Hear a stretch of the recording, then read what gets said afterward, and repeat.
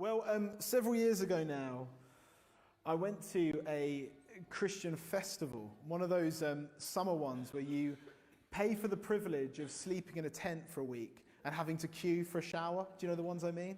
And at this festival, they booked for the sort of the main stage sessions, if you like, very well-known, often world-renowned Christian leaders and speakers. And these leaders would come to these sessions, and I'm not criticizing this, by the way, but usually with a very, very polished sermon, a couple of like edgy but not so over the line that Christians can't laugh at them jokes, and usually a good solid 3-point exegesis of the passage, and then someone would come up and play the keyboards with that like early noughties Radiohead type sound that would let everyone know that it's time now to pray. Anyway, one particular night, a woman called Heidi Baker was scheduled to speak. Yes, Joe. And for those of you who don't know Heidi Baker is a famous missionary, really, predominantly, a Christian leader, and also she runs a humanitarian charity called Irish, which I think is based in Mozambique. And there were probably, a few thousand people in this, I would say, room, this tent.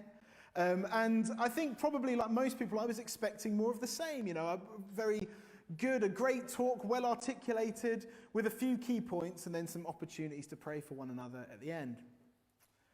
Instead, what happened was Heidi took to the platform and dropped onto her knees and began praying. And 5 minutes went by and she continued to pray. And someone was thought, okay, well, it's not unreasonable. She's a bit passionate. She's an American, after all. She's a bit passionate, and, we'll give her that. And then 5 minutes turned to 10 minutes, and you could see the Anglicans in the room getting a little bit kind of itchy. Oh, really? 10 minutes? 10 minutes turned to 15 minutes. 15 minutes turned to 20 minutes. And honestly, hand on heart, I can't tell you an exact number of minutes that she was on her knees praying for, but I'm sure, my best recollection is that it was the whole session. And she was on her knees and she was crying out to God. She was crying out for the people in the room. She was crying out for God's church. She was crying out for the world. She was praying, folks, get this, as if she believed God was real. I know. She was praying as if she actually believed that God might answer some of these prayers. It was revolutionary.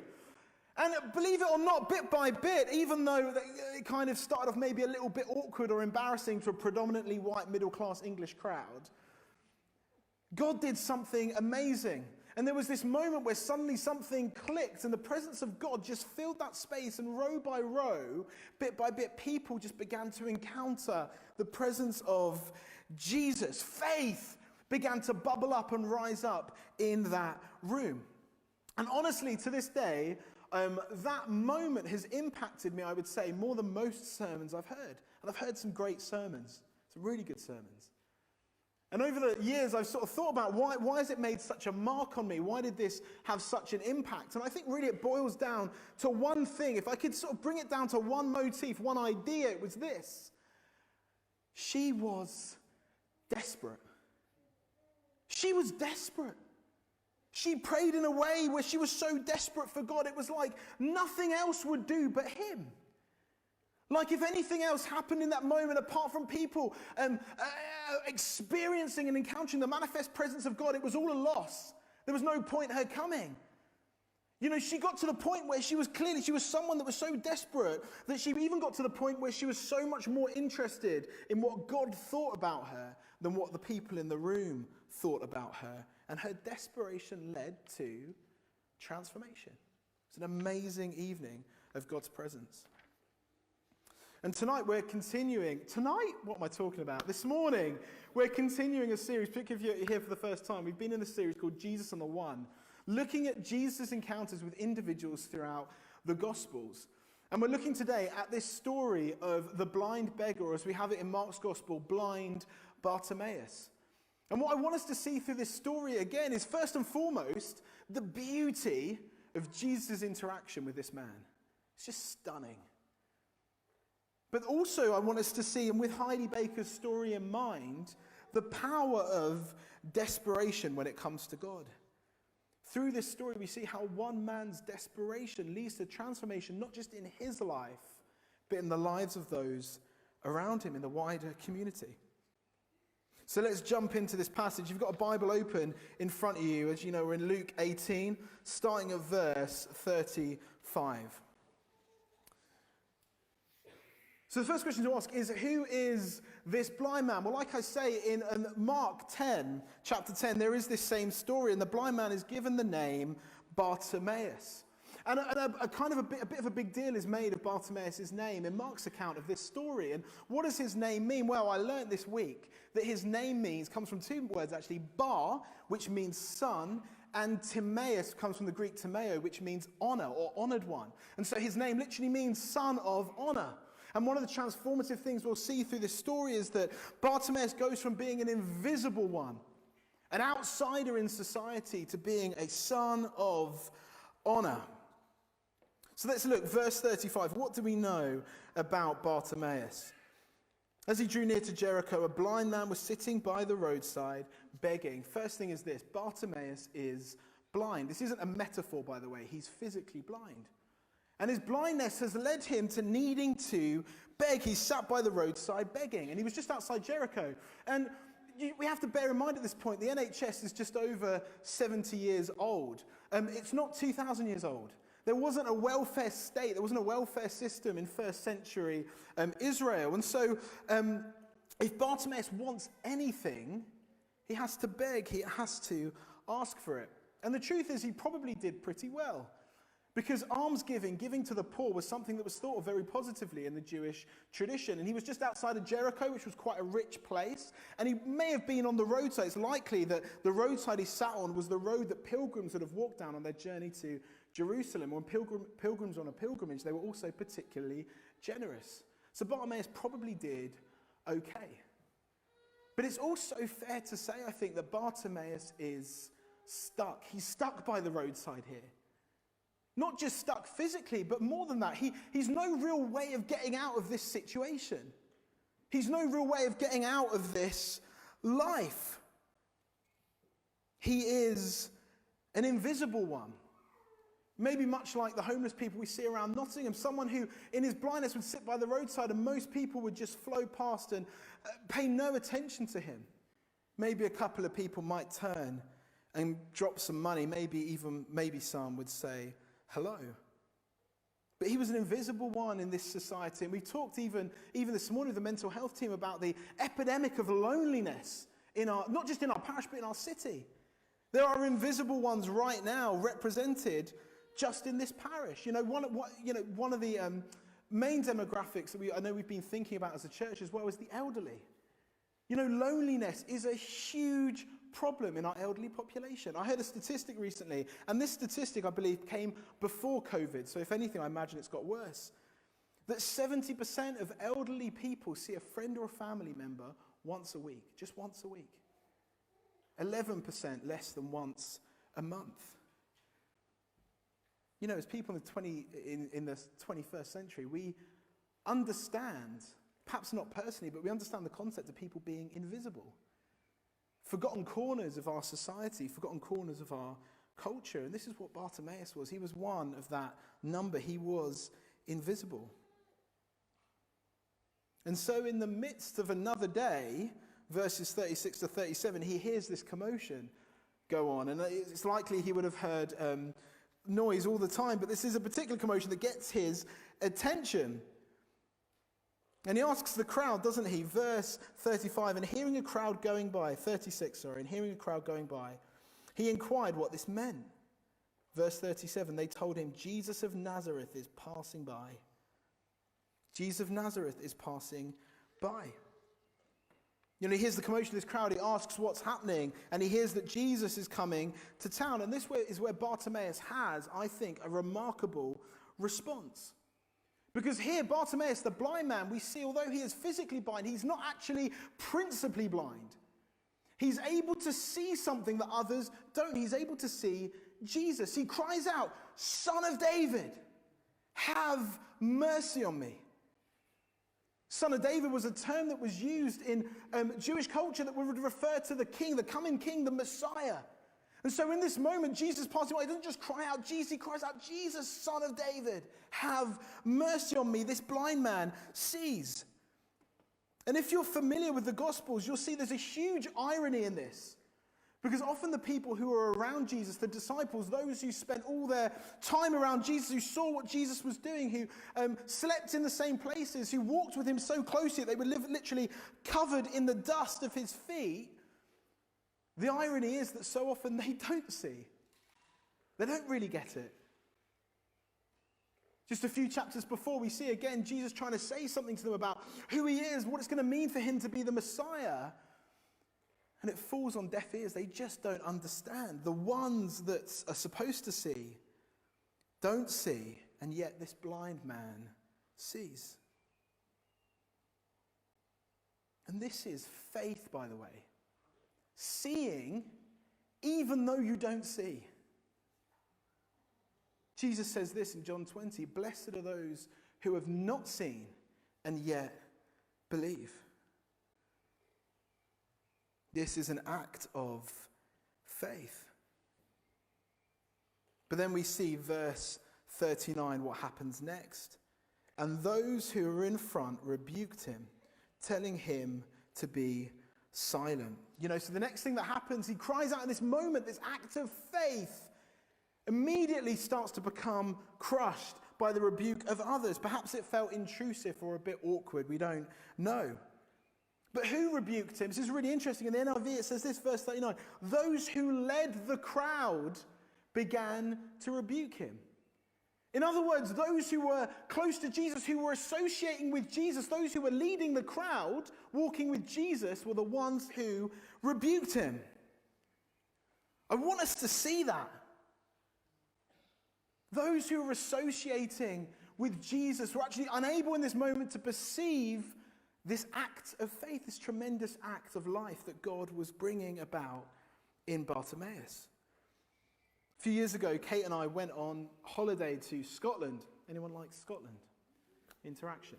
So one of the places we went was the Hebrides.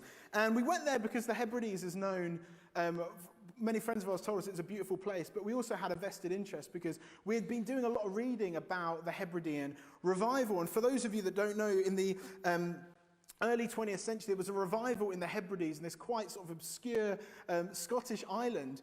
And hundreds of people came to faith in this revival. Young people, there are stories of young people who are literally dancing in discos in the Hebrides. I think it was like that, or clubs, or they were dancing, doing what young people do, something like that.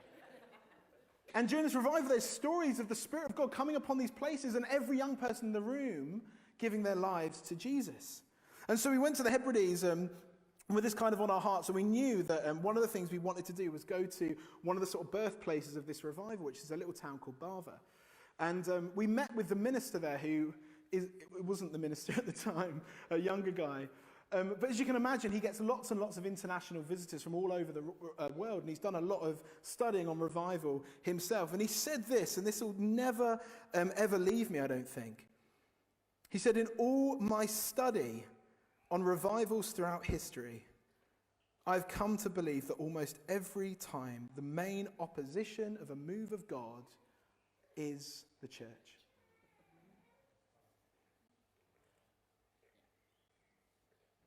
Those who are associating with Jesus, those who are leading the crowd, rebuke the man in his act of faith. So often, and I count myself in this, we're so focused on how we think God should work.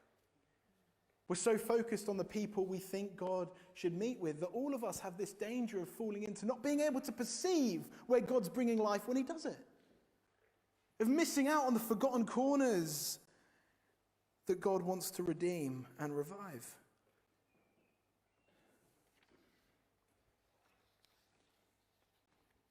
We can be so fixed on how we think God ought to work that we fail to see or encourage where he's actually working. And haven't we seen this historically? Not everywhere. But haven't we seen this amongst children in the church? Sunday school too often has become something that just placates children, keeps them busy while the adults do the real church. And yet we're finding in these days in this city that one of the places that God is moving so powerfully is in the lives of young people and children.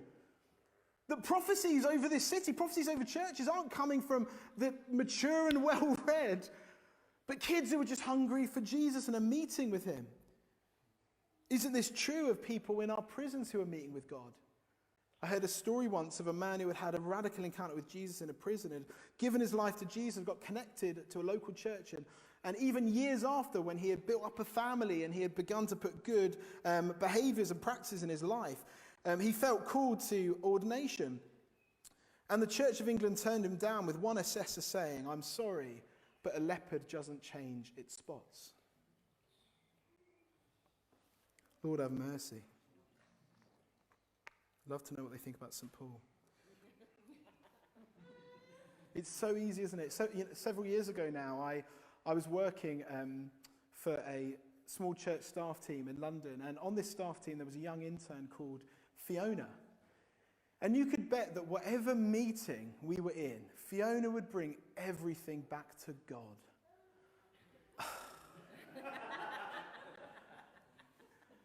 And it used to, honestly, I say this to my shame, it used to kind of annoy me. We'd be in a strategy meeting, she'd want to talk about Jesus again. And we're like, and honestly, in my own heart, and I am ashamed of this, I'm joking a little bit, but there is a deep shame in this as well. I used to write her off as just a bit naive, as a bit young. She was the lowly church intern after all. She was the bottom of the pecking order. What does she know? And yet you could bet that if there was a new person in church on Sunday, Fiona had invited them. You could bet that she would spend her days going around the parish, meeting with the congregation, seeing how they are, checking in with them. You could bet that when she led worship, God would minister powerfully to people. In her desperation for Jesus, if only in my heart I'd been like the crowds, shushing her, because it feels a little bit too awkward. And wouldn't it have been easy for Bartimaeus to stop there when the crowds began rebuking him? He's told to be quiet, and I just think this is just stunning. This is just absolutely stunning. I mean, this is one of my favorite verses, I think, in Luke's gospel. Read this with me, verse 39. And those who were in front rebuked him, telling him to be silent. Here we go. But he cried out all the more, "Jesus, Son of David, have mercy on me." He cried out all the more. He didn't just keep doing the same thing. His cry went even louder, even more audacious. Bartimaeus sees something by faith in this moment that tells him that being with Jesus, getting close to Jesus, is so much more important than what anyone thinks of him. He's crossed a threshold, right? His fear of man in this moment has begun to dissipate. A friend of mine, Tony Bray, lots of stories today. A friend of mine, Tony Bray, who's in his 80s now. During the 1980s, as many of you know, not least at St. Wilfrid's, there were amazing movements of God, movements of the Spirit, and moments of renewal in different churches. And one of those churches was St. Margaret's, Aspley, just across town. And they saw amazing, there are stories of people sitting on the windowsills, queuing up outside just to hear the gospel. God was moving in an amazing way. And I sat for a coffee with my friend Tony, and I asked him, what changed? How did that, someone that's never seen something like that, I want to know, right? What changed? Was there anything that shifted, that God was able to pour his Spirit out in that way? And he said this to me. He said, "It got to the point for us where nothing else would do." Isn't this the point that Bartimaeus has got to here? Jesus or bust. It got to the point for him where nothing else would do. And so out of this desperation, out of this cry, Jesus acts. Verse 40. And Jesus stopped and commanded him to be brought near to him. And when he came near, he asked him, "What do you want me to do for you?" Look at what Jesus does. We said this last week, didn't we, when we were looking at the story of the woman with the bleeding, but it's so easy to ignore this. The first miracle is that God stops. Jesus, the Word in flesh, the one who was there at the beginning when stars were being formed, when planets were thrown into motion, when the first breath of life was breathed into a human being. Jesus, who's there in flesh, he stops for us.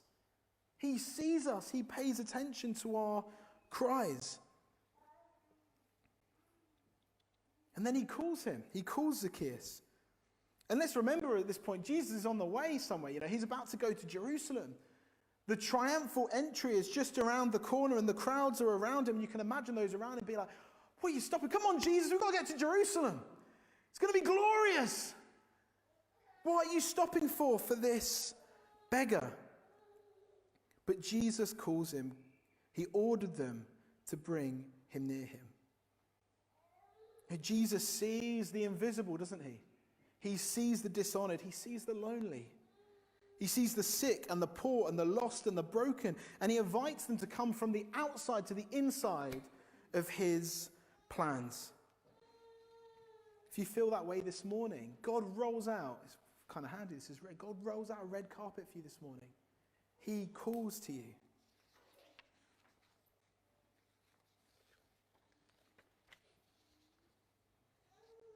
Without this calling, without Jesus calling Bartimaeus to himself, nothing would be possible for him. There would be no future, but Jesus does call. He makes the first move. This is a real story, but it's also a picture, a paradigm of how God meets with people. It starts with his call. Without Jesus first calling us, nothing would be possible. Many of us have been called out of lostness into relationship with him, called out of shame into a life of freedom. There's no such thing as a self-made man or a self-made woman in the kingdom of God. There's only one way to come to Jesus, and that's in faith in his grace and his goodness, and in full view of our weakness and our brokenness. Bartimaeus' desperation in this moment leads to transformation. We read this, lest we forget the climax of the story. What do you want me to do for you? Jesus said to him. He said, Lord, let me recover my sight. And Jesus said to him, recover your sight. Your faith has made you well. And immediately he recovered his sight and followed him, glorifying God. Your faith has made you well. Again, we looked at this last week. Made you well, healed, other translations say. This is about the whole person. This isn't just about Bartimaeus' physical state. This is about his spiritual state. He has been healed in every way in this interaction with Jesus. His desperation leads to transformation. What does Bartimaeus do with his newfound healing? What does he do with his new sight? He puts it all into the service of God. He follows after Jesus. But it doesn't stop there, and this is, I promise, my last point. Verse 43, immediately he recovered his sight and followed Jesus, glorifying God. And this is what I want us to pay attention to as well this morning. And all the people, when they saw it, gave praise to God. When all the people saw it, they also praised God. Isn't that remarkable? The people who just moments before were rebuking Bartimaeus for calling out in this way, and now rejoicing because of the life that God has brought about in him. Do you see that? The cynics have now become, in this moment, believers, worshippers. The same people who were rebuking him for his desperation were now rejoicing in God. They're now joining in the new life that God has brought. And I really want to just say this is an encouragement. It's very, very simple. The people that may rebuke you now for your passion for Jesus, and it will happen, like if you're desperate for God, if you're hungry for him, there's going to be opposition. But the people who rebuke you now for your zealousness, the people who rebuke you now for your desperation, for your hunger for more of God, may just be the same people 5 minutes later who thank you for it, who have been blessed through it. I've seen this happen. I remember when I was an undergraduate at university and first week in my Jesus Culture t-shirt and my leather-bound Bible that I'd read on the quad so everyone knew that I was reading. I was very zealous at this point. I remember on the first week I got a notepad, an A4 notepad, and I went into my hall's kitchen, the shared kitchen that we had, and I put it down on the table and it just had written in big pen, prayer book. And I said to them all, look, I'm a Christian, I love Jesus, I'm going to be praying every day anyway, so if there's anything I can pray for, just put it in that book and I'll pray for you. Now you can bet that the first few months it was, George, please pray for the legalization of marijuana. Lord, please pray that Katie will go out with me. Lord, please pray that I get the extension on my dissertation. And things too inappropriate for this morning. But then 3 or 4 months in, those who had written the most obscure, perhaps offensive things, were the same people who come knocking on my door. Room 206 came knocking on my door. George, this is going off in my life. Will you pray for me? George, you seem to have a hope when you're going through your own stuff. What's that about? The people who rebuke you today for your passion for God may just be the people who will thank you later for it, who will be blessed through it.